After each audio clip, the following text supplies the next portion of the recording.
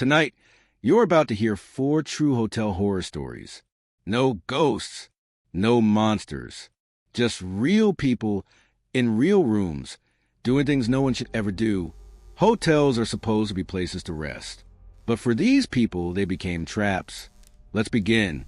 I used to travel constantly for work, usually staying in cheap hotels because all I needed was a bed and a shower. I never thought about danger.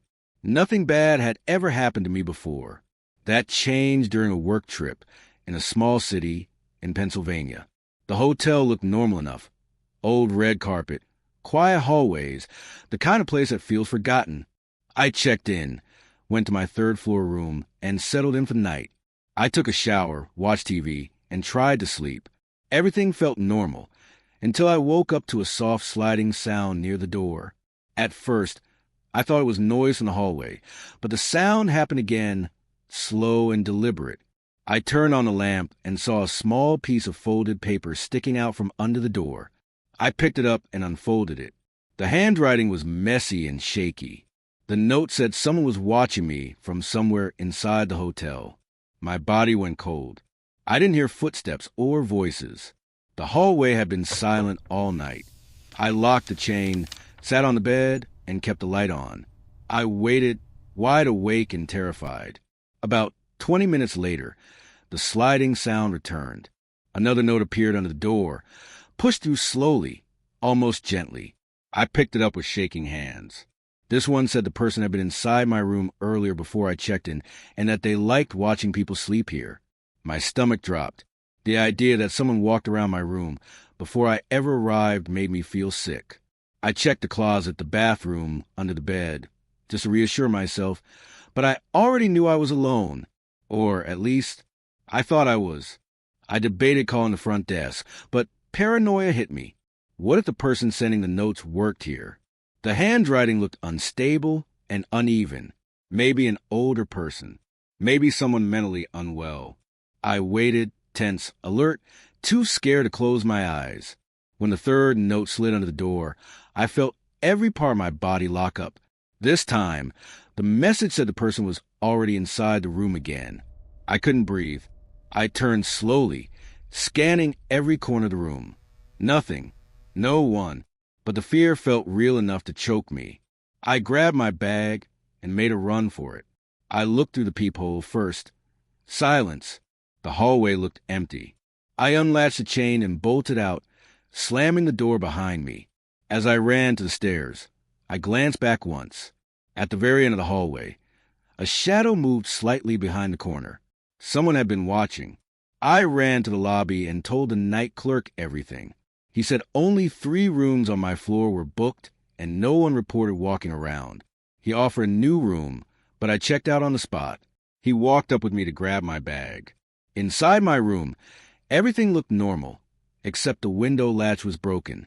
Recently broken. The clerk looked nervous. He suggested maybe someone got in from outside earlier. I left immediately and drove to another hotel. The next morning, I called the front desk again. They claimed nothing unusual happened and the cameras showed nothing.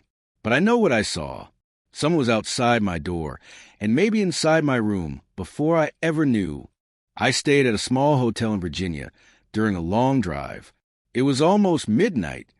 The parking lot was nearly empty, and the lobby felt lifeless. The man at the front desk barely spoke as he handed me my key. When I reached my room, something fell off. The lamp was tilted. A dresser drawer was slightly open. Even the blanket had a wrinkle, like someone recently sat on it. I tried to shake it off. Maybe housekeeping was sloppy. I lay down, turned on the TV, and drifted off. Sometime later, I woke to the sound of my door handle turning, slowly, lightly, like someone testing the lock. I watched the shadow of the handle move. Then I heard metal scraping inside the lock, like a key being inserted. The door pushed once, stopped, and whoever it was walked away. I told myself it was a staff mix-up and tried to fall asleep again. But around 2 a.m, I woke up to a different sound, rustling from the corner. Someone was inside the room with me. The room was dark, but I could see just enough from the glow of the TV. A shadowy figure stood over my bag in the corner. My voice cracked as I asked, "Who is that?" A deep man's voice whispered, "Housekeeping." "Sorry, I'll leave now." He moved toward the door and slipped out. I rushed to turn on the lights. My bag had been opened and searched. Shaking, I called the front desk. They said no housekeeping staff were even working that night. The man wasn't an employee. Police reviewed the cameras.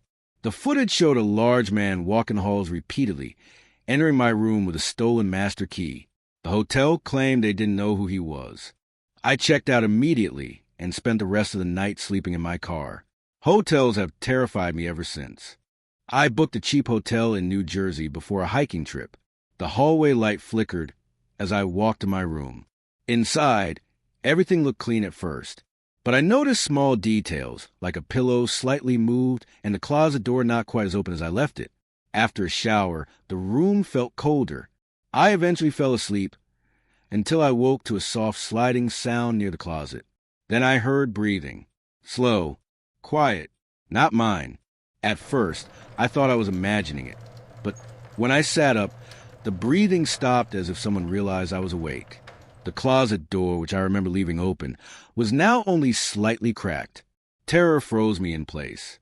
After a minute of silence, I slowly backed toward the door, slipped out into the hallway, and went downstairs.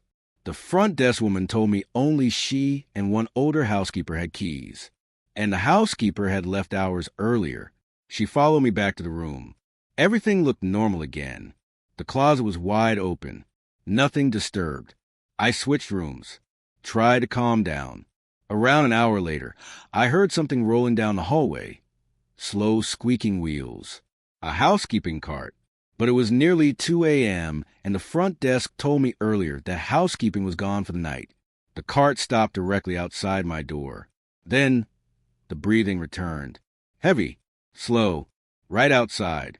Someone pressed their hand against the door instead of knocking. After a long minute, the cart squeaked away. In the morning, a different clerk said the hotel had no active housekeeper at all. The woman who used to work nights had disappeared a week before. She still had her master key. I checked out immediately.